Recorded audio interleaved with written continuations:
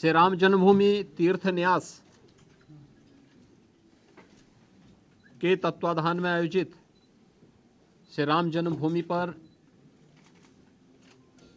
प्रभु श्री राम लला के प्राण प्रतिष्ठा समारोह आदरणीय प्रधानमंत्री जी के कर कमलों से 22 जनवरी को संपन्न होना है। स्वाभाविक रूप से संपूर्ण अयोध्या धाम और पूरे उत्तर प्रदेश और देश में उत्साह का माहौल है। अयोध्या में समारोह की दृष्टि से बाहर क्या व्यवस्थाएं हुई हैं, प्रशासन की इस व्यवस्था की समीक्षा करने के लिए आज पुनः मैं एक बार यहां पर आया हूं। स्थानीय स्तर पर प्रशासन ने और प्रदेश सरकार के मंत्रियों ने पहले से ही यहां पर सारी व्यवस्थाओं को, चाहे वह यहां के लोकल स्तर पर ट्रस्ट के साथ समन्वय का हो, यहाँ की सुविधाओं का हो, ट्रैफिक का है, सुरक्षा का है और अन्य सभी प्रकार की व्यवस्था को बेहतर तालमेल से आगे बढ़ा करके 22 जनवरी के इस ऐतिहासिक पल के कार्यक्रम को पूरी भव्यता के साथ, पूरी दिव्यता के साथ,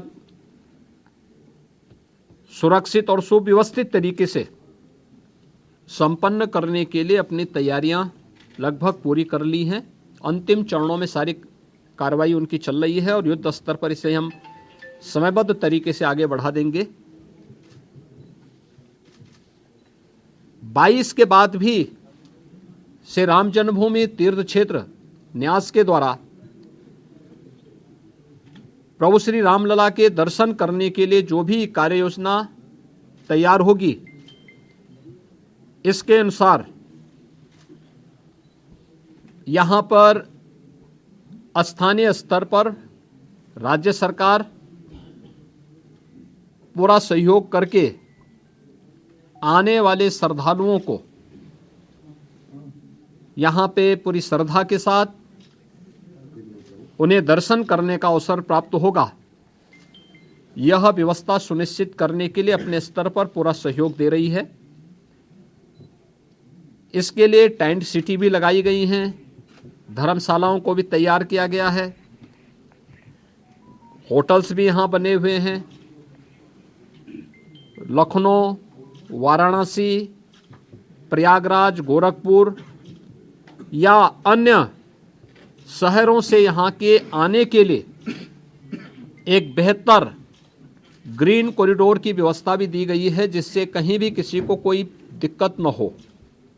सुरक्षा की पुख्ता व्यवस्था की जा रही है, किसी भी स्तर पर किसी भी श्रद्धालु को दिक्कत न हो, इसके पूरे प्रयास किए जा रहे हैं।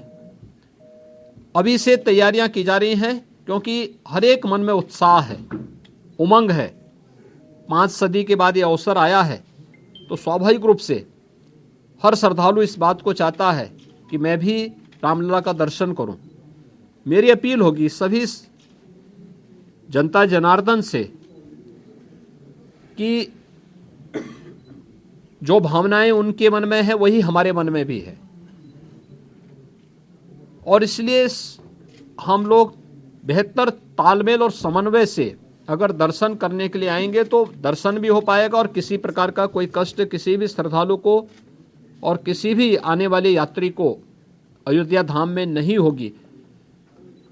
पैदल लोग न चले। हम लोग देख रहे हैं बहुत सारी जगह से लोग पैदल चले आ रहे हैं, वे पैदल न करें। भीषण शीतलहरी चल रही है। अपने बिना बताए कार्यक्रम के अनुसार भी न चले। राज्य के अंदर हम लोग व्यवस्थाएं दे रहे हैं, जनपदों को भी देंगे, राज्यों को भी व्यवस्था देंगे, हर एक व्यवस्था से साथ करेंगे। हम लोग भी कोऑर्डिनेशन करेंगे और हम लोग तीर्थ क्षेत्र न्यास के साथ भी हम एक जिसके बारे में चर्चा करके विस्तृत कार्य योजना बनाएंगे।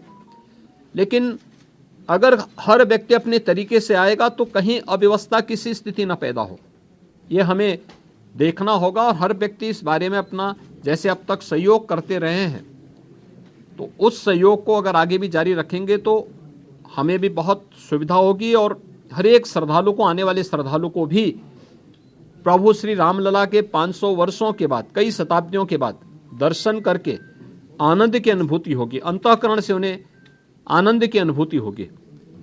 इसके लिए भी बेहतर कोऑर्डिनेशन की दिशा में प्रयास प्रारंभ किए गए हैं।